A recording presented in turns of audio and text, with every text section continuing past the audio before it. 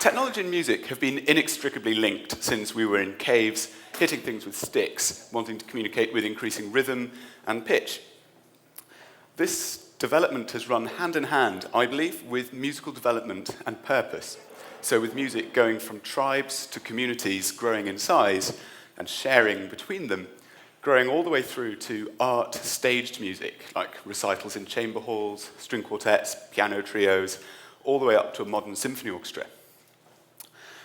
With this shift specifically from the church, from liturgical music to modern day, we've seen this lowering of religious dogma influencing music, which gives composers more freedom to compose with expression, more notes, less adherence to traditional forms. They can explore wider and deeper with their music. Along with all these stylistic developments came a necessary shift in venue. If you've got one person on stage, you can play a room like this, or 3. If you've got 150, you need a bigger room. And with that, the instruments we use have had to develop, and they've developed absolutely in parallel. It's a chicken or the egg situation. So composers want more sound, the instruments develop. Or do the instruments develop and composers have more to use? It's a really interesting, if slightly music nerdy thing. 400 years ago, the cello was a bass instrument. It only played bass lines in churches. And as such, it didn't need any of this. The fingerboard, the bit where you find and place all the notes, was this long. That's all you had. It meant you could only play that many notes. After that, it goes. So as that developed, as people started putting more notes in and having more expressive range, the fingerboard lengthens. And in order to cope with that, the bridge that supports the strings had to be strengthened. And actually, it had to gradually curve as well, both along the top and slightly on the actual instrument itself. So this increases vibration, and by curving the top, it allows you to isolate individual notes, individual strings, and play in complex combinations of the two.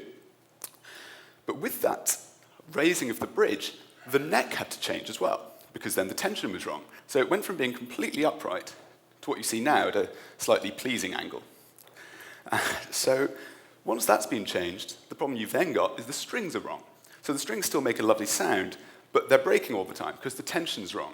So you're trying to get a good, big volume, but the strings used to be made of gut.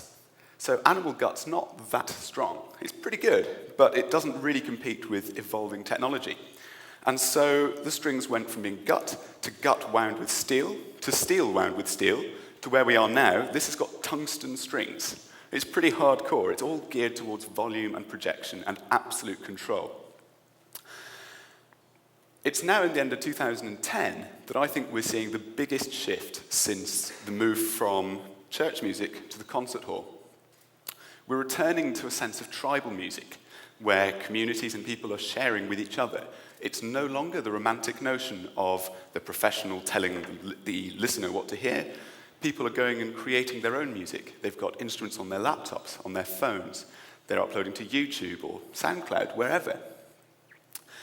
They're not limiting themselves, more importantly, to old instruments and old rules. They're evolving them as they feel fit, and it's growing at an incredible rate. And as it's been touched on this evening, as we're in the valley, I would think an appropriate term for this is the emergence of social music. So it's no wonder that traditional audiences are dwindling. I would suggest that people are able to create more relevant and exciting music than we appear willing to present for them. So I work a lot with the Media Lab at MIT, and a lot of the work that we do is geared at developing interaction with sound and how you perform and getting the most out of gesture and evolving sound. There are a lot of naysayers for this stuff, saying that they never actually create anything new, that they only ever add things on and tweak little details. But that's how it's always been in the arts. We have to remember that progress in the arts is an evolution, not a revolution. We very rarely take out the ophicleide to play. We take the saxophone. The prototype gives way to the more refined iteration, and we end up with an instrument that is timely and relevant in its own time.